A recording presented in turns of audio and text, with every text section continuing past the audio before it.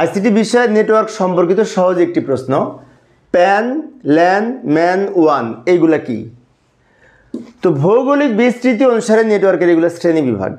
যেমন ভৌগোলিক বিস্তৃতি অনুসারে প্যান বলতে পার্সোনাল এরিয়া নেটওয়ার্ক, ল্যান হচ্ছে লোকাল এরিয়া নেটওয়ার্ক, ম্যান হচ্ছে মেট্রোপলিটন এরিয়া নেটওয়ার্ক এবং ওয়ান হচ্ছে wide area network. Personal area network, local area network, metropolitan area network, wide area network. Pan personal area network হচ্ছে সাধারণত personal area নেটওয়ার্কের মাধ্যমে আমরা Bluetooth connection দিয়ে থাকি। আর ল্যান হচ্ছে লোকাল এরিয়া নেটওয়ার্ক, ল্যানের পরিধি সর্বোচ্চ 1 কিলোমিটার এর বিস্তৃতি এবং ল্যানের মাধ্যমে আমরা ওয়াইফাই কানেক্ট করতে পারি।